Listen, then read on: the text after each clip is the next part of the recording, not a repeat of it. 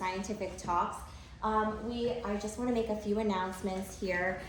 This series is something that I really hold near and dear. I started this so that we can really expand the conversation around conservation in our community. I want people to learn about wildlife and protecting our beautiful coastal ecosystem. So I just want a few housekeeping notes before I get too much further. Let's all take a moment to silence our phones. And then I want to give also a huge thank you to Chris from Dearborn Coffee House. She has gone ahead and done a beautiful job with the donations, and she's keeping us fueled with coffee and pastries. I have some of her cards in the back. Also, a huge thank you to the Englewood Chamber of Commerce for generously providing this space every month. So thank you so much for that. And Coffee and Conservation happens on the third Tuesday of every month at 9 a.m. If you haven't already explored our website, we have a great lineup. We are asking that you RSVP because it just helps us to plan. And then if you can't make it, just notify us. We're experiencing wait lists, which I never thought would happen, so thank you. But it's really helpful to know like when you're coming and when you're not, so that way I can plan appropriately for the traffic here. Also, if you've missed any of our previous talks, you can find them recorded on our YouTube channel.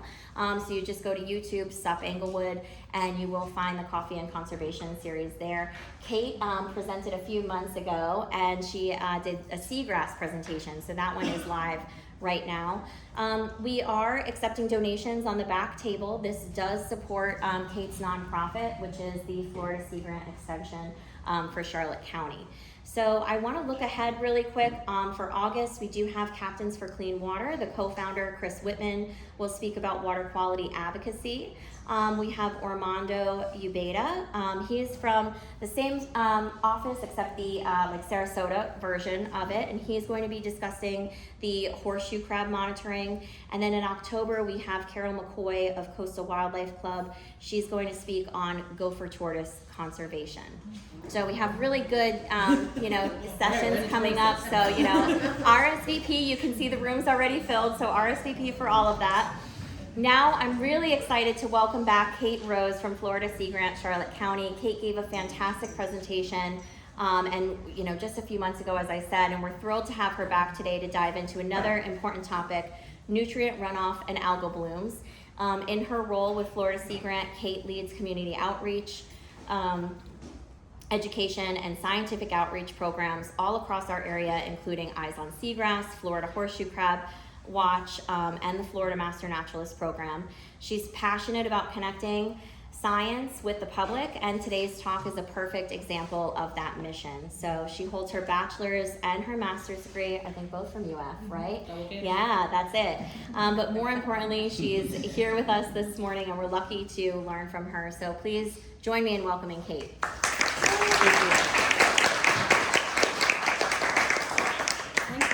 Thank y'all for coming. I guess this is what happens when you tell people you're going to talk about red tide, right? A lot of people show up. So, like Nicole said, my name is Kate Rose. It's a first name and a last name. It's not like Mary Kate. I do get that quite a bit. And I am the Florida Sea Grant Extension Agent for Charlotte County.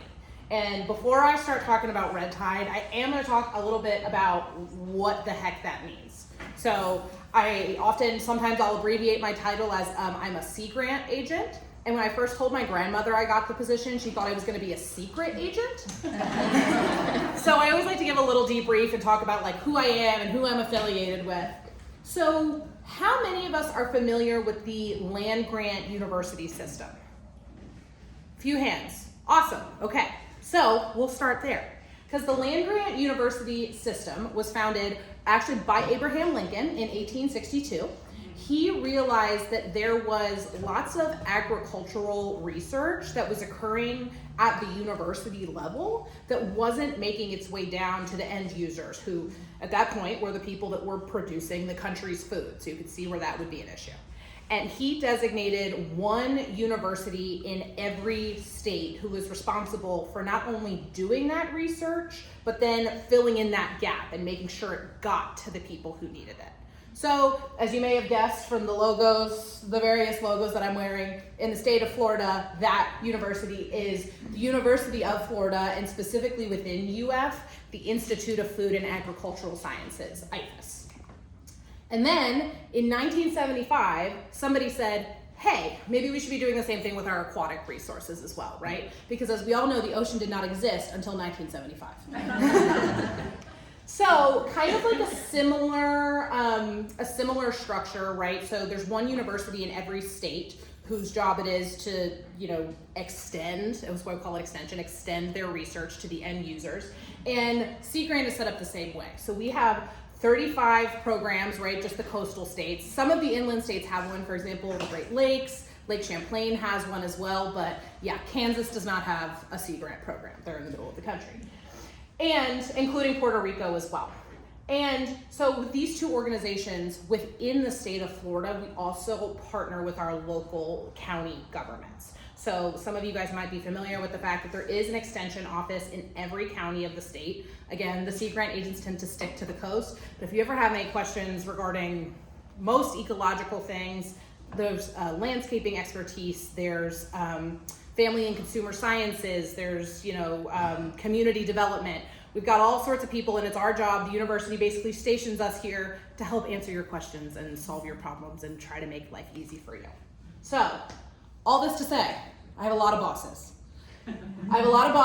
And they all want different reporting metrics from me, and although they do pay my salary, which is very generous, I am responsible for raising my own program funds. So despite the fact that I'm talking about being funded by NOAA and UF, that donation bin in the back room is very helpful. It will go back to all of the programs that Nicole mentioned that I run, and continuing to be able to do programs like this.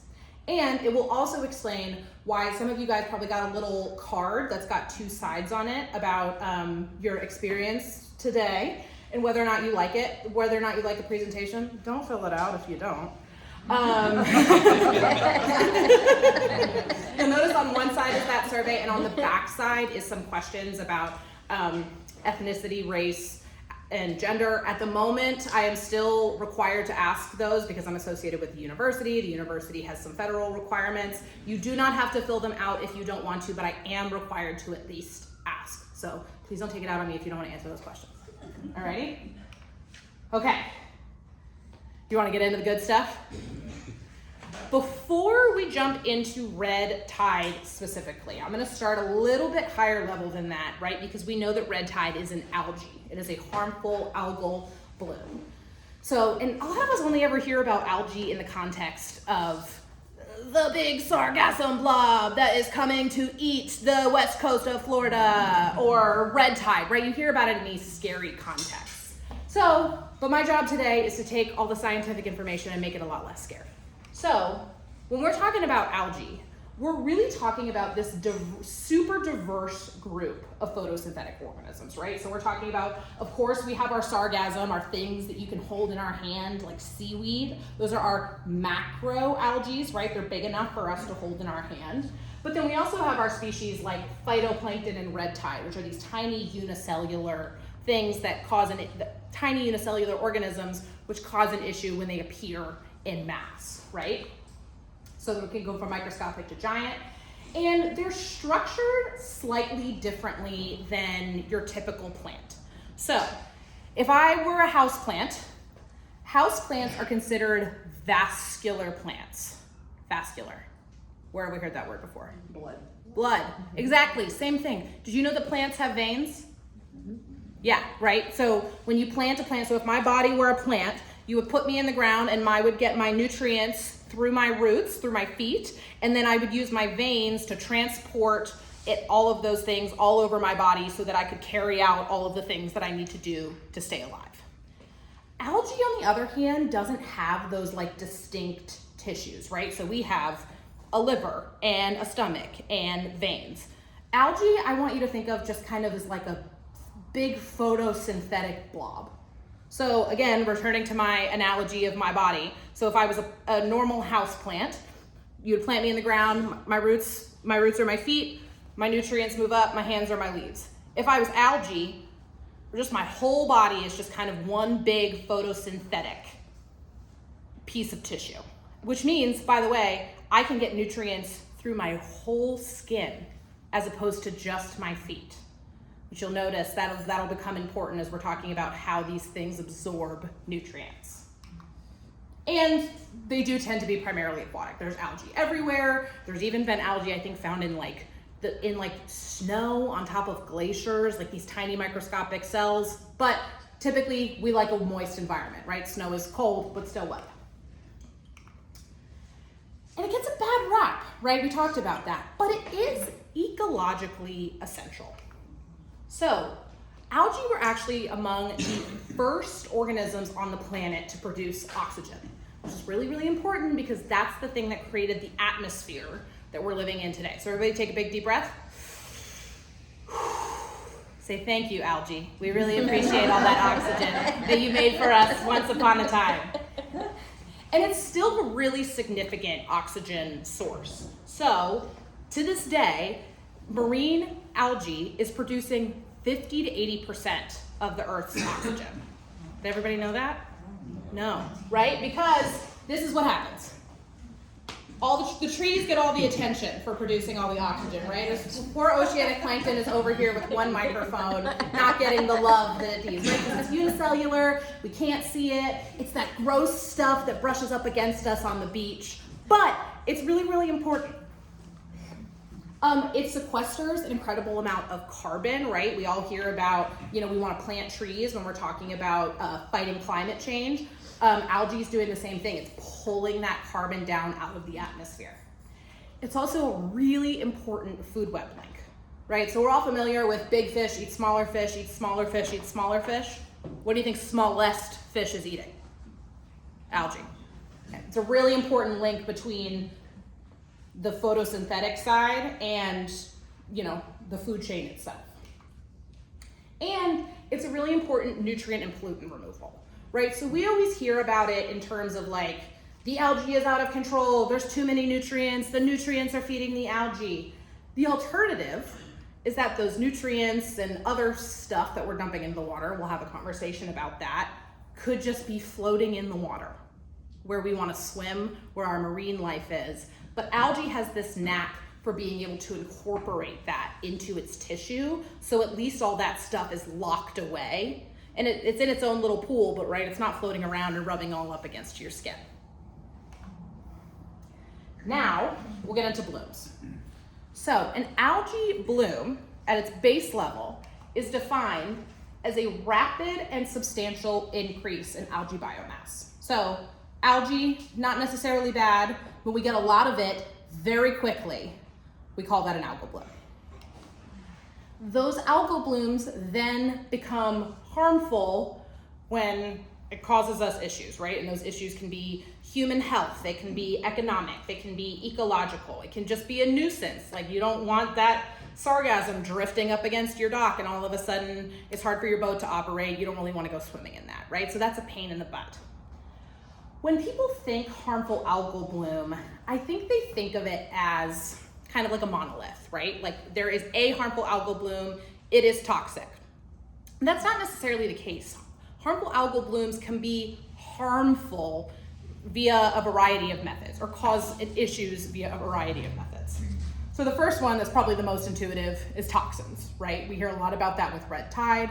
How many of us were here for the great 2017, 2018 harmful algal bloom bonanza? That's what I call it. Yeah. Right, so we're all familiar with our toxins there, right? We probably heard a lot about that at the time. The other thing that can happen is that these algal blooms can create low oxygen zones. So I just talked about how much oxygen algae produces, right? But it is a living thing. It still needs some amount of oxygen. And when there's a lot of algae in one spot, there are moments in time based on waves and currents and conditions where the algae can actually take up more oxygen than it's producing. Tends to happen at night when it gets warm in particular. And you can imagine where algae sucking all of the oxygen out of the water would be an issue for everything else that lives there, right? The other thing is that when you get a really large mass of algae, right, you get these sort of like clusters, you get this discoloration in the water, that affects light attenuation and how light reaches the bottom. So, for example, we've got some really important plants that live on the bottom of the water as well. Seagrass. Seagrass are a vascular plant.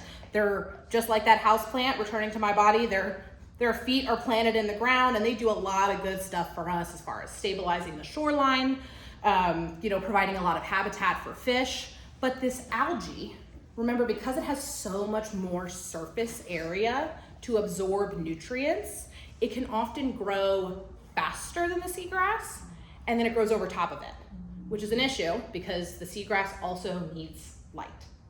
I've heard it equivocated to putting a tarp on your lawn and expecting it to grow well, right? You put a tarp on your lawn, you're gonna end up with a big ground square.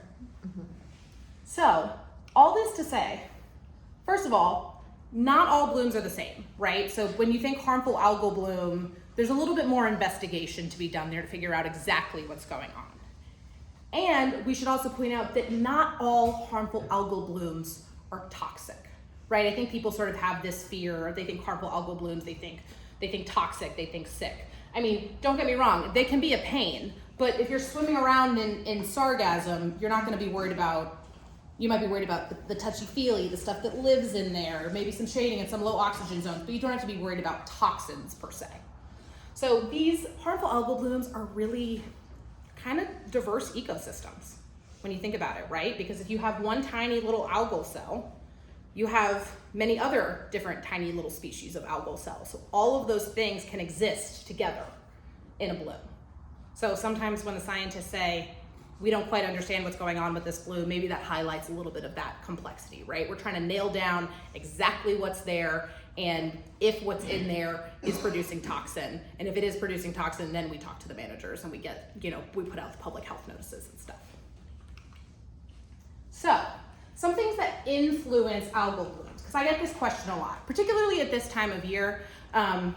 Along the east wall, I'm glad to hear, at the east wall of Charlotte Harbor, I'm glad to hear that in Lemon Bay, it's how you guys haven't had this experience yet this summer, in the summer when it gets warm and the algae floats to the top and it starts to break down and it gets that smell. A lot of people, every year I have to put out a press release that says, hey guys, it's not poop. Because it looks like poop and starts to break down. Somebody always runs with it, says it's a sewage spill. It's not a sewage spill. But then we get these questions because this stuff floats to the top. We've got a weird weather day, and then all of that goop that doesn't smell particularly good gets pinned up against somebody's property. And they call me and they say, what do I do about this? And I'm like, I can't change the winds. If I could change the winds and the currents for you, I would. But the alternative is getting in all that decaying stuff, and we don't want to muck with that. So, talking about some of the factors that influence algal blooms. First of all, because we're talking about marine environments today. So I am going to start off by saying nitrogen is our nutrient that is fueling our algal blooms in the marine environment, not phosphorus. We hear a lot about that. Phosphorus tends to drive blooms in a freshwater environment. We refer to both of those things as limiting nutrients. So, and to help illustrate what a limiting nutrient is, I'm gonna come up with an analogy. So let's say we wanna make cookies. And you always have butter and flour and sugar on hand, right? Because they're pretty shelf stable. But you don't always have eggs because eggs can go bad. So let's assume that you are going to make cookies. However many eggs you have, you're gonna use up all your eggs to make cookies. Nitrogen is our eggs. So if we've got sugar and butter and flour at home, and then we bring home a dozen eggs, we're gonna end up with a lot of cookies. I always say, on a good day, humans are putting quite a few eggs into our environment. And occasionally, we get guests like Helene and Milton and Irma and Ian that show up with 4 cartons of eggs each, and they're like, cookies, now. You end up with a lot of cookies, right? So that's what nitrogen is. When it enters the marine environment, it's sparking that growth. It's the thing that is preventing the growth until it's present, and then it's almost instantaneous. So, of course, we've got nutrients that influence our algal blooms, right? Specifically, when we're talking about the different types of nutrients, we've got point source and non-point source. Anybody have a thought on what those things mean? It's really intuitive, I promise. Should I be quiet or should I say it? Give everybody a second. Would a point source be like a sewage plant overflows? Exactly. A point source is you can point to it. You could say, yeah, that sewage plant, Piney Point, the wastewater spill is often one I return to, right? We can say that nitrogen came from there. The biggest source of nutrients in our coastal ecosystems, however, are these non-point source solutions. So, or these non-point sources of pollution. So those are our things like, we live in Florida, right? We all like our green lawns, we put fertilizer on them. Eventually, that's coming from a bunch of different sources, and eventually it kind of all funnels into one place. But it's hard for us to say it's coming from there specifically, because it's coming from a variety of sources. So non-point source nutrients are a huge driver of algal blooms in the area. Water clarity. Oh, Van. One point source that gets overlooked a lot. As soon as we get a red tide fish kill and the fish start to decompose and settle down, they become a new point source. Mm-hmm. And if we don't set up something in advance to harvest those carcasses, we're just going to feed the red tide. And once it gets down on the bottom, that's when it starts killing the sponges and the live bottom, the corals and crabs and everything is down there on top of it all. Yeah, you're exactly right. And we're gonna get to that, and we'll talk about sort of how red tide kind of feeds itself and sustains itself, and how we can do things to interrupt that cycle. You're exactly right, Ben. Okay, so we've got water clarity, right? I talked about these are plants at their base level, right? So they need sunlight. If particularly Charlotte Harbor is a really good example, right? We've got two very tannic rivers coming together. When you've got brown water, you're inclined to get a little bit less algae bloom, right? Because we've got less light sort of getting through and being able to feed the organisms in the water. Circulation patterns as well, right? So this pertains to that example where I get a call from somebody and they say, hi, there's algae pinned up against my property. What do I do about it? You know, the wind is keeping it there. And I'm like, sorry, that's a bummer. I wish I could control the currents. If I could, I would for you. But in addition to, you know, actually moving the algae around, right? Circulation patterns are also moving nutrients and all the ingredients for an algae bloom around. So if you've got a circulation pattern that is lining all those things up exactly, you're hosed. But if not, you know, but there's a possibility that we can keep it separate and those things don't quite line up the right way. And then, of course, climate and weather, right? I'm sure I don't have to talk about the fact, you know, that there seems to be an increase in red tide following hurricanes, right? That's something that we've observed with Ian, Milton, Helene. I wasn't actually in the area for Irma, but I believe the Irma, yeah, because that Irma led to the big harmful algal bloom bonanza. 17. Exactly. Mm-hmm. So we've got our climate and our weather as well. Okay, we've done Algae 101. Any questions before we get on to red tide specifically? Mm-hmm. Did you have a question? Oh, no. Oh, you were just saying hi. Hi. Okay, so now we'll get into red tide as an algal bloom itself. Because what is red tide? It's just this, my thing isn't quite working.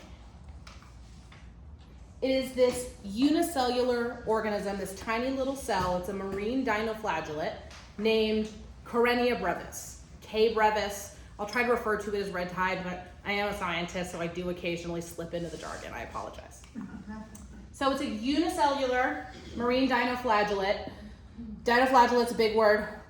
What I want you to focus on is this part, flagellate, because it has this little tail that it actually uses to swim, I believe. Yeah, it has the swimming action. So here's a video of it moving around.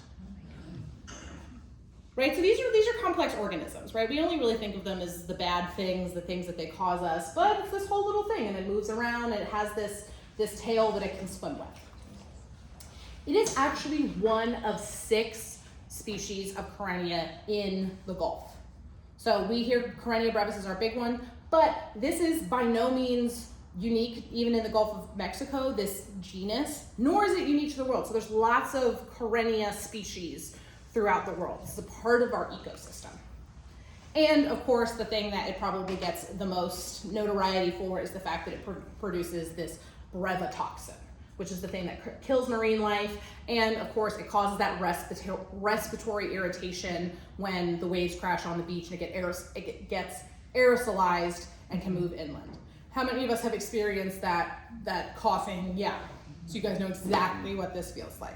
But, So before I forget this, Yeah. there's numerous Corynneas out there. Is brevis the only one that can be toxic? Because there's red tide in other countries and other places. yes. So I have to admit, I don't know specifically about the toxicity of the other species, but this brevetoxin is named after this species in particular. Okay. So I don't actually know a ton about what what other toxins the other species. So would those be in our environment here in the Gulf of Mexico? Yes, so there's 6 species of Corynea.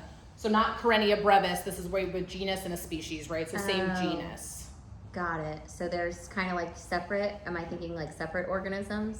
Yes, so like, Okay. for example, I'm gonna come up It's with like names. with plants, it's like different plants. You can have the family of the same tree, but you could have a different species. Exactly, right? It's the same thing as saying there's multiple oak trees out there. Yeah. Right? Like there's multiple oak trees, but they're not all the same type of oak. You've got your turkey oak, you've got your sand live oak, your laurel oak, different types. Fan. Would this maybe explain why sometimes we have red tides that are cold tolerant and sometimes that are hot tolerant? We'll have it in the summer and we think it'll go away in the wintertime, and then we'll have one come in the wintertime. We're going, what the heck is this? This is backwards. Yeah. Is that one of the subspecies maybe? It could be. Or variant? I think that's honestly on the edge of the research field that we're trying, or we're trying to, we don't know. So it's entirely possible, right? When we talked about these blooms effectively sort of being their own ecosystem, and right, the same way we study an ecosystem, we know, alligators eat fish, and there's these 2 types of alligators and they interbreed and it creates this. We don't have a great understanding of that for Corynea yet. You can see why it's a little bit harder to study, right? We're talking about vials and test tubes as opposed to traipsing around in the environment and watching it happen. So possible. I don't think the science is there yet to have a conclusive answer. Thank you. Okay, and I'm sure I don't need to explain the impacts of red tide to y'all, right? We're talking about, we've got cleanup costs, loss of tourism and business, job loss as a result. The fisheries are impacted. We've got our human health costs, and then of course, with all of this stuff going on, people are less inclined to come down here and spend time and buy property. So we're talking about cleanup costs, right? Particularly removing the dead fish that wash up. We'll talk about why that's important in a second. But we're looking at, it costs money and time to do those things. So $304,000 annually to remove that stuff from the beach and maintain it. Loss of tourism and business. There's been studies that demonstrate that we're looking at a loss of $20 million annually as a result of red tide, because people are afraid, they don't want to be on the water, and they don't patronize businesses that are on the water as a result. Excuse me, is this every year or an average? This is an average. Okay, thank you. Yeah. Human health costs. For the 2015-2016 red tide in Sarasota County alone, those human health costs, we're looking at $4 million, right? Associated with people that have various respiratory disease and coping with that. And on top of that, our fisheries are impacted, right? You don't want to fish, you don't want to eat something that comes out of red tide. And so the 2015-2016 red tide resulted in a $1.33 million loss in the hard clam industry. So we've got a lot of clam farmers down here that, they farm it much the way that we, domesticate pigs and cows. You can do that in the water as well, but it becomes really problematic when you've got this big plot with lots of clams and then you get red tide over it. All of a sudden that becomes a human health issue and they can't sell that product anymore because it's been affected. And it can kill the clams. It can kill the clams as well. It can actually affect the crop, but even if it doesn't affect the crop, there's various, regulations. Nobody wants to eat a clam that's full of red tide cells, right? That could be quite the issue. So, okay, let's get into how these blooms happen. Bloom development can be grouped into 4 stages. So first we've got our initiation, that's when the bloom is starting. Our growth and transport, so it's kind of ramping up into that harmful algal bloom territory. Maintenance, we're gonna stay there.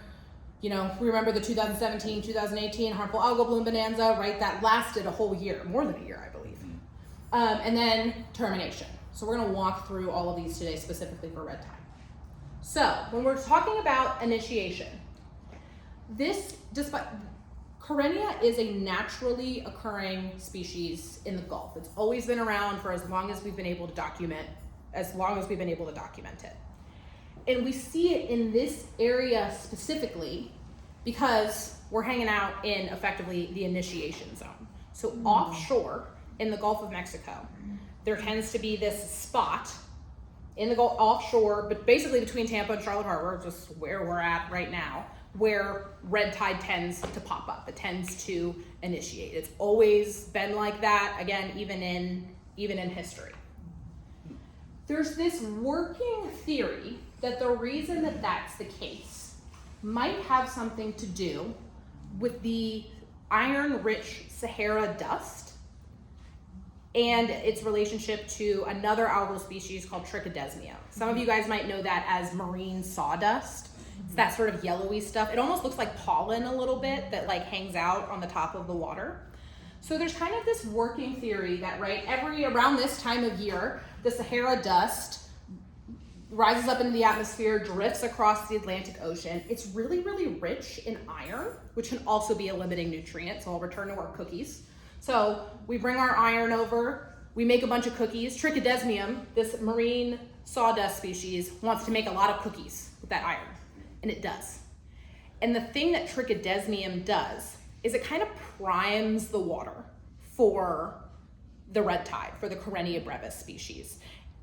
Karenia can be a little picky. She wants her nitrogen in a very specific form. She doesn't like, it's almost like having to cook versus getting takeout. Karenia wants takeout. Trichodesmium is willing to cook. So once we get that iron, it'll cook. It'll create food for the Karenia brevis, and then the Karenia brevis will say, thank you very much, I will take my takeout, and then we're looking at a red tide bloom. And that timing might sort of explain why in the past, prior to hurricanes and maybe some weird cold tolerant species that we get in the winter, but in the past, before we were dealing with a lot of those things, around this time of year is when the blooms tended to pop up, right? So that kind of makes sense with this iron-rich dust and the timing of it all. Okay, so that's initiation. Growth and transport. So there's sort of two things. There's growth and transport. Basically, we get this upwelling of nutrients. Upwelling, basically, there's very cold, nutrient-rich water, very deep. And the reason it's so nutrient-rich is because most of the life wants to stay up at the surface of the ocean where it's bright and pretty, and they can extract all the nutrients from the environment. Down deep, there's not quite as many organisms. It's harder to live down there. It's high pressure, it's dark, it's cold, but there's more nutrients as a result. So occasionally, there are circumstances, just based on the physics of water, that bring that cold, nutrient-rich water up from the bottom, right? And we talked about how nutrients can fuel blooms. So you can see where that would encourage a growth to get bigger and move it, but also, right, based on the physics of the water, potentially move it around. So this is upwelling, effectively. It can happen, it's something as simple as there's water moving towards the coast, and you kind of think of it as like hitting the edge of the bowl, right? If you slosh a bowl of water around, you get that up and over kind of thing, you spill water everywhere. That's all upwelling is. The ocean's a big bowl, really, when you think about it. So we've got that movement up. And then, of course, just another reminder here that we're talking about nitrogen being the source of nutrients that's feeding red tide, not phosphorus in this circumstance. And so there's been some studies that suggests that upwelling and the movement of the red tide around might have to do with the placement of the loop current. So how many of us are familiar with the loop current? Right, so for those of us that aren't, there is a current that goes through the Gulf of Mexico that literally, it comes in right here of the Yucatan Peninsula. It basically sort of goes around, I guess that's clockwise, then it comes down around Florida, and eventually this becomes the Gulf Stream. Mm-hmm. And so, interestingly enough, we don't really know why. the loop current tends to move. So sometimes it's a thin little loop right here, and other times it shifts over towards Texas and sort of in Texas and Mexico and sort of takes up the whole Gulf.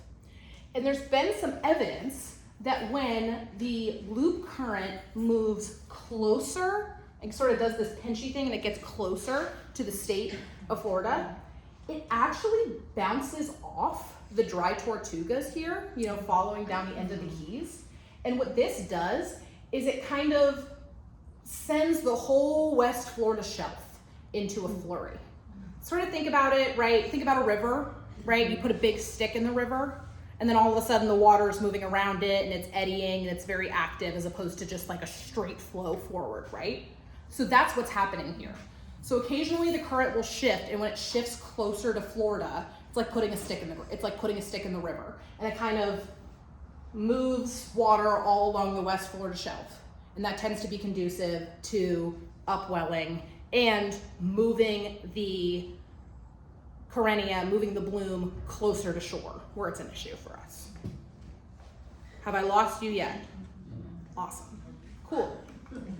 Because I have just covered two elements of this process that we as humans do not have control over.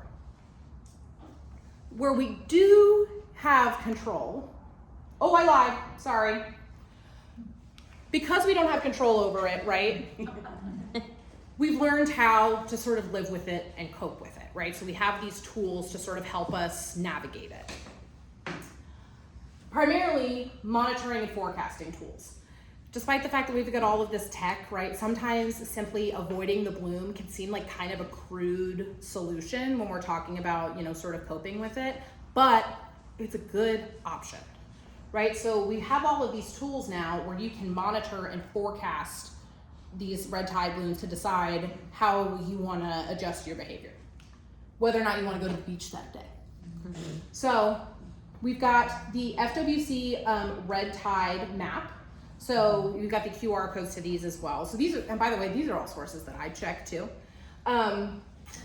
So FWC, when they go out and they do their water samples, they update it every 24 hours or like as they're sampling. So there is a little bit of a lag because sometimes, because that's what happens in science, right? You need half a second to process the data. We're reporting what's actually going on as opposed to predicting it, but a really good source. I want to point out on that note that if you click each dot, it will tell you the testing date. Yes. And so what happens when they send out the email, it's actually the week prior's data.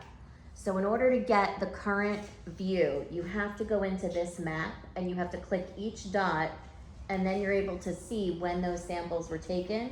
And those are usually just a few days behind versus a week old. I'm sorry. And everybody gets that wrong, and I do a lot of education on it. No, you're good. That's a great point. Yeah, and it's definitely worth investigating. Yeah. And they kind of use like a color key too to help you Yeah. understand like the severity of it, right? Red is more intense, yellow is less intense. Yeah. There's also the MOAT, the Beach Conditions Reporting System. So I have to say that this is slightly inconsistent because they're relying on volunteers basically to go out and check the beach and report on the conditions there. And they not only report on red tide, did we experience any coughing, is there an algae bloom, but there's also things like marine life, wind, waves, all of those things that you would be curious about before going to the beach. Kind of like, particularly on the East Coast, right? You go out to the beach and they've got the flag that will indicate sort of the conditions and whether or not there's marine life there. This kind of fulfills that function. And then we also have GCOOS. Oh, I'm going to remember what the acronym is. The Gulf Coast Observational and Observing System, GCOOS. This is your weather forecast. This is going to take the information from FWC, from that has been collected. It's also going to account for the currents and the winds, and it's going to dictate whether or not you're going to feel that itchiness in your chest. And it can do that for up to 48 hours. So this is your ahead of time tool. These are your keeping track of current condition tools. And I will say, I always like to tell this story. So a couple years ago, my aunt came to visit me from California. She was pregnant at the time, so she was very focused on, you know, wanting to maintain her own health and her baby.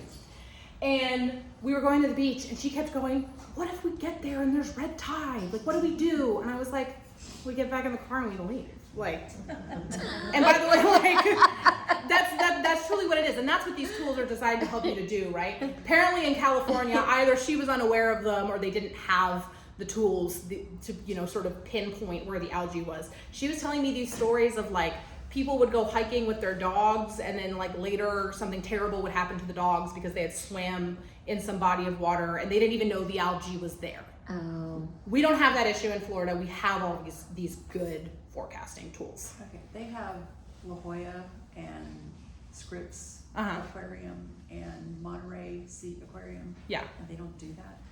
I don't know the answer because admittedly my aunt is not a marine scientist. She's a therapist, so I should have investigated that. She wasn't aware of that. She wasn't aware of any tools like this. But the bottom line is we have them. We should use them. Yeah. And we want to note that we want to keep dogs away from red tide. Yes, we do want to keep dogs away from red tide. Oh, that's a really good point. Yeah, we want to keep pets away from red tide. And we don't know about long-term human effects at all. Yeah.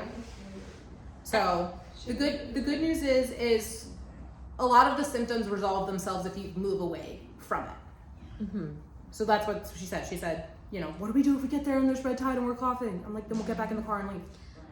Can I add one Yeah, more? absolutely. So the one in the middle, think of that, like usually it's the lifeguards that are filling out those reports. So this is all based on human observation. The other one, the first one, is based on the science of what's actually in the water. So you could be at a beach and it could be a very low concentration and it's not enough to bother you and it's not enough to really like notice any kind of impact and it's going to say 0. So I always go by feel. And the Personally. direction of the wind is what I pay Exactly, attention and the to. direction of the Like wind an as well. offshore, you wouldn't even For know. sure. That's but what- that that's way you what- know. Yeah. That's what this third one accounts for. Sure. Here. Direction of the wind, currents, intensity of the bloom as well. And forgive me, but west winds and the breaking waves aerate the red tide and make, even if it was an east wind, it wouldn't bother you at all. But with a west wind, it's definitely bother you. Yeah, just based on where the water is. That makes a lot of sense. I do have, so I put this at the end of my presentation, Fan, but now that you've brought it up, I will skip to it because I do think it's interesting. Okay. Because I'm going to talk about the process of aerosolization.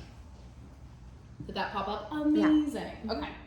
So when we're talking about red tide, we're talking about compounds that are aerosolizing.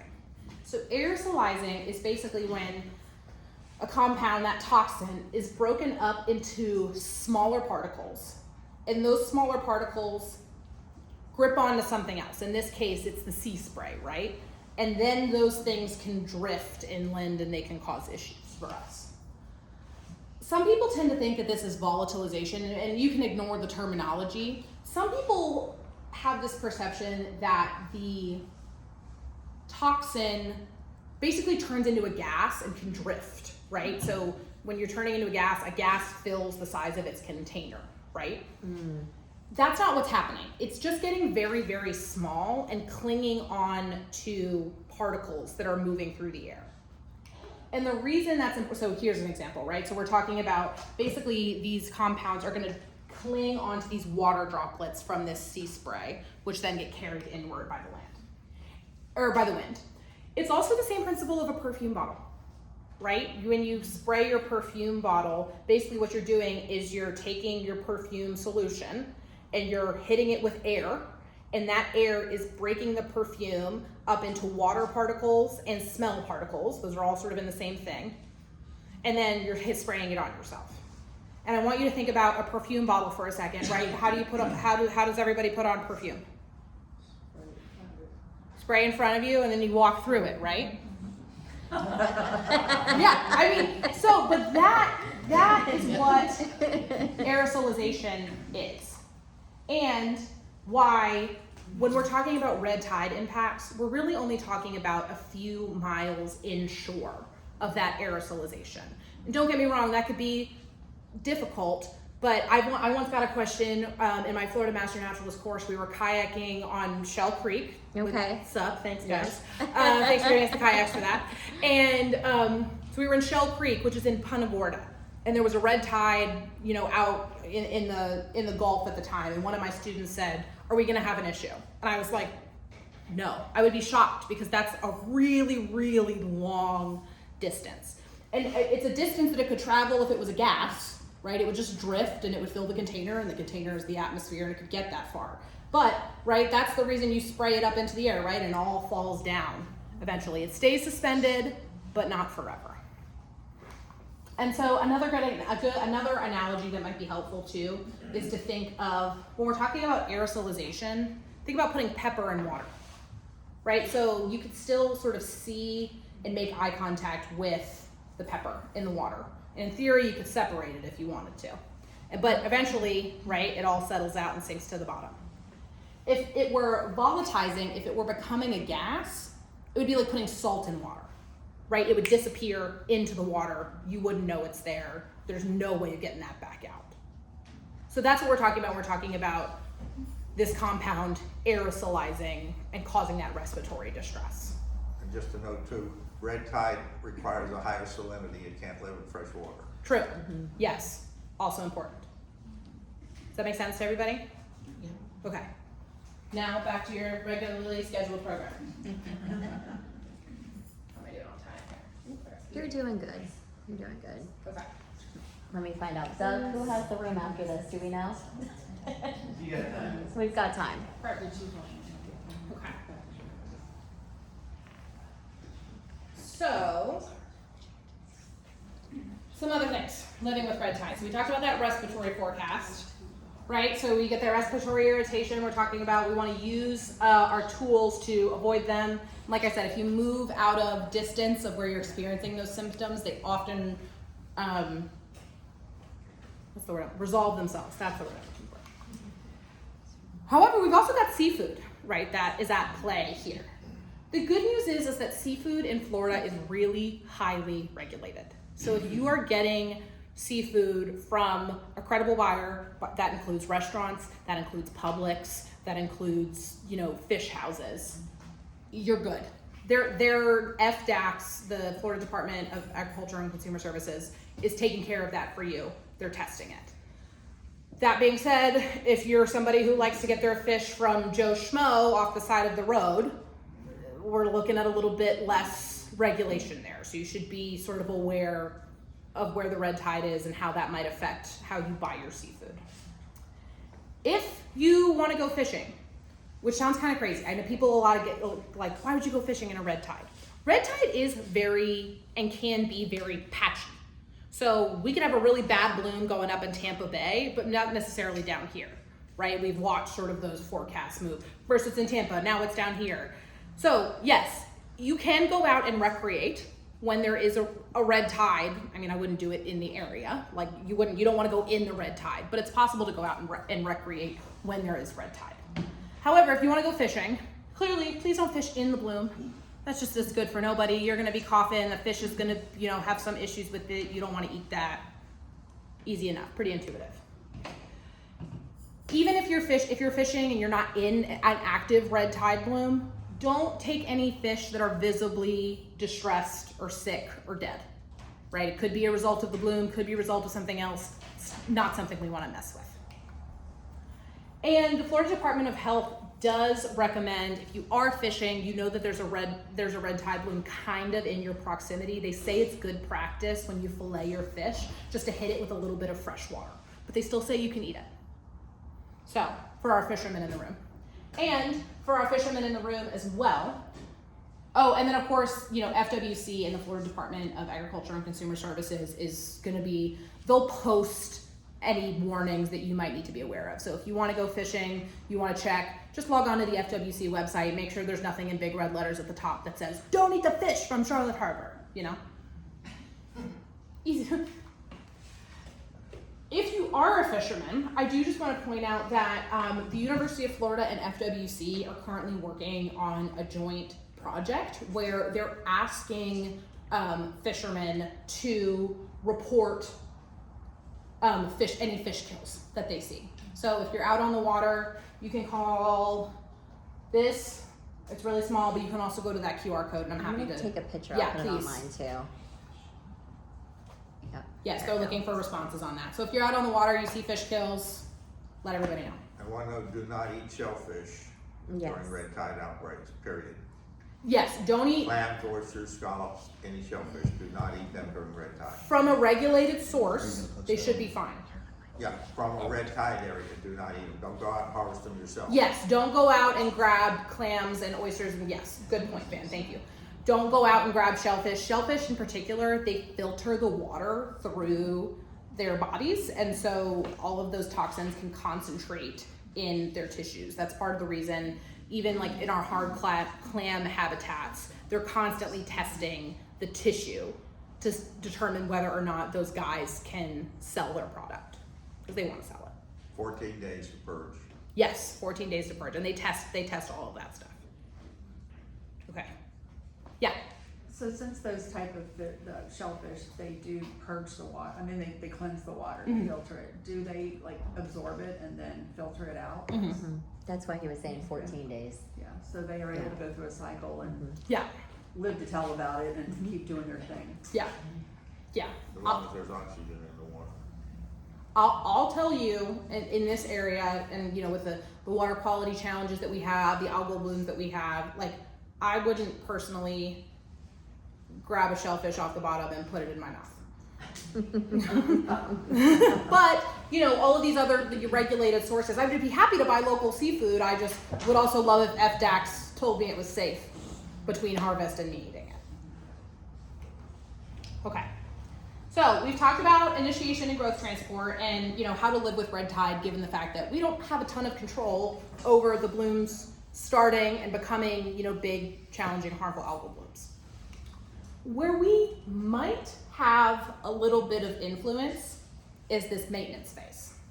Because when that red tide reaches our shores, it's pretty well known that we've got a pretty nutrient enriched inshore environment, right? So off in the Gulf, that's all happening sort of independently, but if the currents make it so that it's moving towards the coast and then it hits that nutrient rich environment, all of a sudden it's a very happy, there's lots of cookies.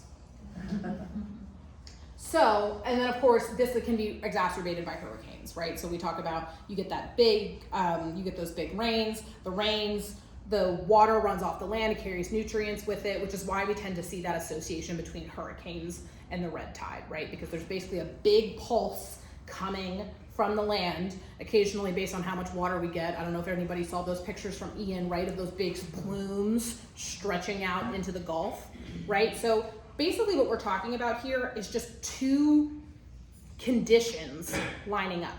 So we've got our bloom in one spot and our nutrients in another. Separately, we don't have too much of an issue. When they get together, that's when we have problems.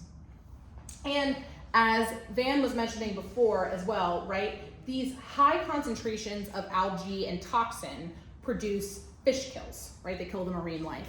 And there's kind of this working theory that if you can, everything in nature has a purpose, right?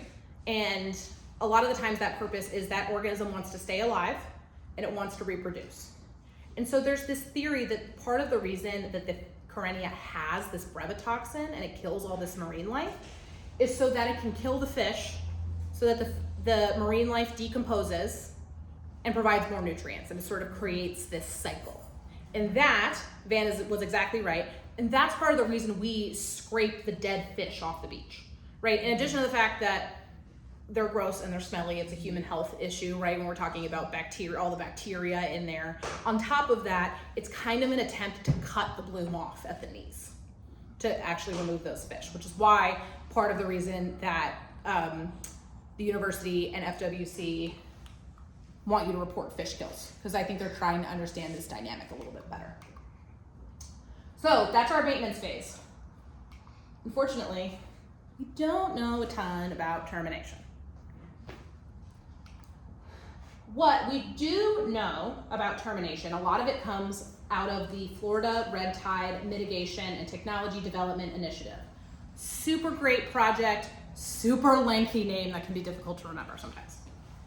So they engage in a lot of efforts. It's this joint effort between the Florida Fish and Wildlife Conservation Commission and MODE. It's funded by the governor's office to investigate control and mitigation techniques to reduce the impacts of red tide.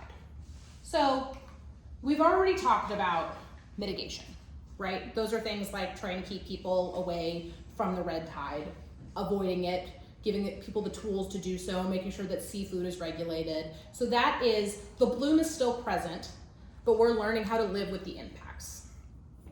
Control is the attempts that this group is making to actually alter the bloom itself and reduce its impacts in that way. And that can sort of be broken down into three categories. You have our physical control, our biological control, and our chemical control. So we've got different sort of mechanisms for it. So we'll start with physical. Physical control looks like using barriers or removal strategies to eliminate these Karenia brevis cells from the environment. And the cool thing about this is that it accounts for the toxins and the cell bodies. So the toxins live inside the cell. What do you think happens when the cells die? It releases the toxins. So that's something that this initiative has to account for, right? Because if you just kill all the cells, then you're looking at releasing a big pulse of brevetoxin. And then, by the way, that could create sort of a feedback loop, right? So we kill all the cells, we kill everything else around it, stuff starts to decompose. If you miss one red tide cell and then you get a big pulse of nutrients, it's gonna come back like that. So the cool thing about control is that it accounts for both, because it doesn't necessarily kill the cells, it just kind of renders them inert. So one example of this is using these things actually called bubble curtains. So basically what they'll do is, using air and hoses, they'll create literally this bubble curtain to sort of confine the red tide to one area. It sort of keeps it corralled. And the other thing that happens is when these bubbles interact with the cell itself, it actually kills it in a way that takes care of the toxin. There's a little bit of chemical going on in there, but it's primarily sort of thought of as a physical. There's lots of intermixing, but I'm trying to sort of simplify it for sake of our conversation. Another thing that you might have heard about that is big from this initiative is something called clay flocculation. So basically what they'll do is they'll take really fine clay particles and spray it on a bloom, sort of like this guy is here. And that clay will bind with the red tide cells. It'll attract a bunch of them. It won't kill them. It'll just sort of pull them in, clump them together. And then those clumps get so heavy that they fall to the bottom. So it's not an issue up in the water column anymore. And this picture right here too is of some technology that they're literally talking about using, like submarines or remotely operated vehicles to kind of like suck stuff up and filter it out. So those are our sort of our summary, I guess I would say, of our physical factors, or of our physical control mechanisms. So when they spray the clay and they get it on the clay and it sinks, then what happens to the organisms? That's a great question that I don't know if they've gotten that far in the research. If they do, I'm unaware of it. A lot of these methods are like very much still in development, and I would imagine that would be a concern. The good news is because I'm jumping to a different spot in my presentation again, because I kept all these slides in the back just in case we needed them, and we do, because you guys are asking great questions. So this is a very long way of me saying, I don't actually know, but what I do know is that these solutions operate on a do no harm principle. So there's a lot of really heavy permitting involved. And what happens is the way that they sort of scale it up is the first thing they're gonna do is test it in a beaker, little tiny beaker. Then they're gonna scale it up to what they call mesocosms. So that's basically just like a big pool of red tide. So we're talking about a little bit more sort of physical dynamics going on there with the water moving around. And then they advance it into this pilot study after proper permitting. But they won't get the permitting if it's deemed that it's going to do more harm than good. So I promise you guys, we're not spraying, we're not killing the red tide and everything that comes with it. So, I oh, was sorry. just wondering if it killed them and what happened to the toxin, I don't know that. I don't actually know off the top of my head. I would be happy to look into it for you, but I don't know that technology specifically. Van, I'm sorry, we did have one question over here and then I'll come over. Does the algae require oxygen to survive? Yes. If it sinks to the bottom, doesn't that remove the oxygen? No, there is still oxygen down there, right? Because like, there's stuff that lives down there. It's not capable of being extracted like it does from the soil. Maybe. Sunlight? Is it the photosynthesis? It could be the downwelling? photosynthesis as That was my well. question. The downwelling of Yeah. it, right? Yeah, I don't Yeah. actually. I don't actually know what happens once it gets down there, but I can look into that for everybody. That's curious. Yeah, There definitely still is dissolved oxygen in the deeper water. yeah, definitely. But yeah, it could be a. I mean, it might render it inert totally. So I don't actually The second know. part of the question is what happens to the toxin even if it does kill them? Does the toxin sit there? That's another great question. I would have to look into a little bit to answer. I think properly. Yeah, sorry, team. I always say if you meet a scientist that tells you they know everything, run. Okay, so let me get back to regularly scheduled programming. Okay, so we've done our physical. We also have our biological. So biological can kind of take two paths or mechanisms, I guess. They're both sort of nature-based solutions. The first is, doing things like implementing living shorelines, which can do things like, right, it sort of forms a barrier between the ocean, the water body, and the land, because all of those plants in the middle, when you get a living shoreline, will take up those nutrients. So you've got a little bit less exchange going on there, which might help to sort of control and mitigate the bloom. The other option is you get these bio-derived herbicides. So for example, they were investigating some ecological relationships and they were able to find some viruses that eat red tide specifically. Huh. Yeah, so they would, sort of playing around with things like that. They've also been able to derive algicides from like more natural compounds. Brewers spent grain. I don't know if anybody brews beer or is familiar with it. Amanda was excited about that. Right, so when they're brewing beer and they get left over with that grain product, they've been able to derive something from that they can effectively use sort of as an algicide that's specific to Karenia brevis.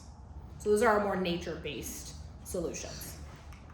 And then, of course, we get your plain old chemical solutions. Herbicide, the same way you would hit, crabgrass or whatever you want in your lawn that you don't want.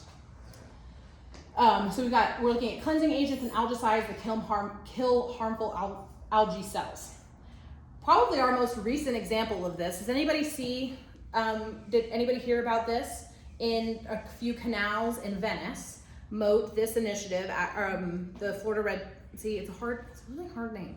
But this initiative between Moat and FWC tested some of these chemical herbicides in canals in Venice, so pretty controlled. They got all the proper permitting, and they actually found that they were really, really effective. So we're looking at a 70% reduction in cells after they applied these herbicides in these sort of controlled environments, which is really promising, other than the fact that you have to account for application, right? If you are gonna spray an herbicide over here and the algae's over here and the wind is blowing in this direction, but then the wind changes, that can be pretty difficult. I actually really liked, there was a quote from this article that I really appreciated because of course it's really exciting, the technology works, and the person from Moat in the article said, in order to make these solutions effective, we would need a military style operation. To Wow. right? Because it's like, this is where the algae is, this is where it's gonna go, this is how we apply it, this is by the way, when we're talking about red tide, we're not just talking about the surface, we're talking about, it goes down to depth as well. So he literally said military style operation, which of course is an incredible amount of money and time and coordination and expertise that just isn't quite there yet.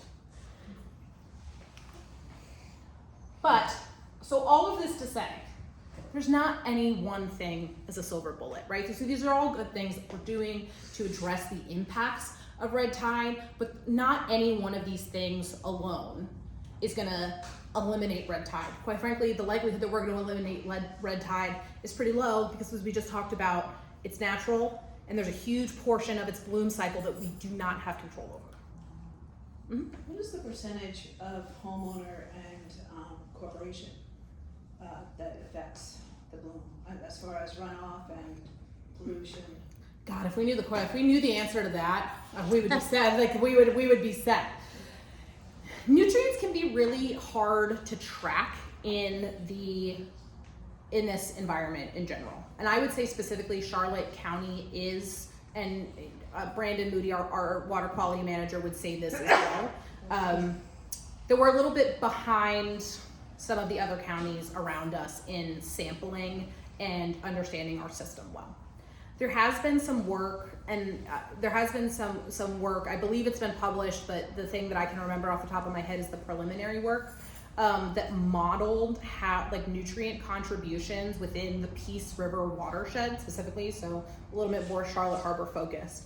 And it did find that there was an implication of agriculture and mining in nutrient inputs.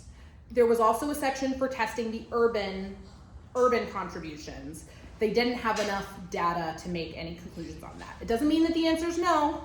It doesn't mean that that's not a contributor. It just means that they didn't have enough information to be able to draw those conclusions.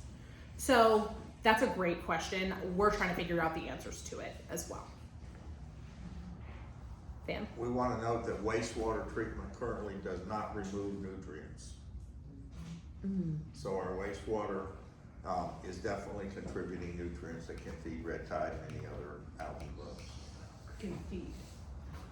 Well, they're fertilizer. So, and Van, that brings me very nicely into my last slide, right? So we talked about there's no such thing as a silver bullet, but hope is not lost here. There are things that all of us can do to sort of help mitigate these impacts of red tide and all harmful algal blooms and the various water quality issues that are associated with those events. So first thing we can do is we can avoid hysteria, right? Red tide is a natural part of the Southwest Florida ecosystem. It's not going anywhere. Remember, not all algae is bad. All we read in the headlines is about the scary flesh-eating sargassum blobs and the red tide. It's a really natural and vital part of the ecosystem. If all of the algae went away tomorrow, we'd have a whole host of other issues on the other side. The other thing that you can do is consider ways that you can help reduce your own nutrient pollution. So as an individual, if you're interested in doing that, you can do things like investigating or implementing Florida-friendly landscaping principles in your yard. So there's a pamphlet over there on the entry table. Florida-friendly landscaping is a program that actually runs out of my office. My colleagues, whom I affectionately refer to as the land lubbers. And so if you have any questions, but basically what the goal is to utilize plants and practices that are natural to Florida, which require a lot less fertilizer and water and contribute to less nutrient runoff. And if you're curious about which plants and you have questions on that, you can take my card and I can happily connect you with a person in my office who can help you answer some questions. Forest factor. Yeah. So does Charlotte County not have the same fertilization restrictions that Sarasota County does? No, we do actually. Okay. We do have the same. Yes, I would say we have the same regulations. Maybe I can't speak to our. I'll give you an example. So in the Charlotte County Extension Office, my office is made up of 3 agents and 6 support staff, so 9 people total. In Sarasota County, the Extension Office is 40 people. So different allocation of resources and capacity maybe, but yeah, the laws and the ordinances are the same. The kind of, don't fertilize in Yes, the summer. don't fertilize in the summer. Yes, exactly. Yeah. I should have brought some fertilizer ordinance stuff. Yeah. So, comparatively speaking, what people can, not that I think this is good, to watch the fertilizer and what you put on your own property, but compared to what agribusiness contributes to the fertilizer that runs from the rivers into the Gulf and everything, isn't that pretty minuscule? I mean, shouldn't there be All something of us combined though. more? Yeah, so that's the thing, so like I said, right, we're talking about that preliminary work. So there wasn't enough information on the urban centers. So we don't know. I am hesitant to say that it's minuscule comparatively, because we want people to act, we want people to do stuff. I agree. Any contribution that you can make is something, but not necessarily. That might not be the case. Again, we just didn't have enough data. But if you look at the Mississippi, the dead zone in the Delta, I mean, it's obvious, it's from all the fertilizer from the farms. I mean, something has to be done to control that too. Well, and that's not to say that that's not true, but it's also like, if you think about individuals as people, like we are more as a collective than a corporation, select few corporations. There's more of us as individuals, so I think like as people, we also hold power in numbers and in big numbers. And I think like the research, we just kind of have to wait for the research to kind of catch up based on what Kate's saying. I think it's very much a yes and. My gut instinct is that there will be some contribution, and that's my gut instinct. That's not necessarily where the science is at. Yeah, so I'm gonna say, I see where your head is at.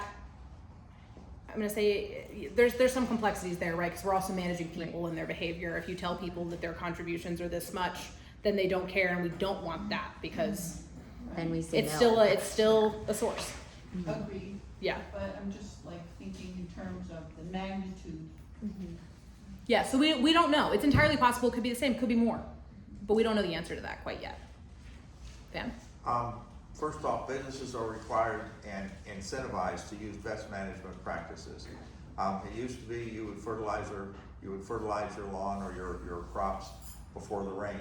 Now, they measure they know exactly how far down the fertilizer will penetrate, so they do it and then water it in.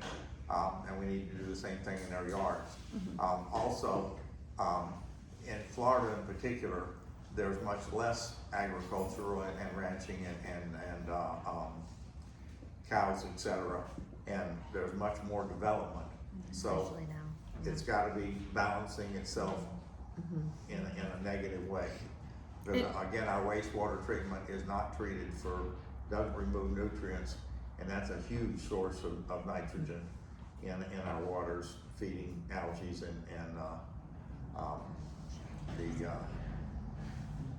feeding algae in particular. And plus you have the HOAs, because I talk to an awful lot of people. I'm a huge proponent for native gardens, and the problem with a lot of HOAs is they do not allow native gardens. Yeah, these are Always all a fight. yeah, definitely barriers. So, do you have a forecast for the next couple of years?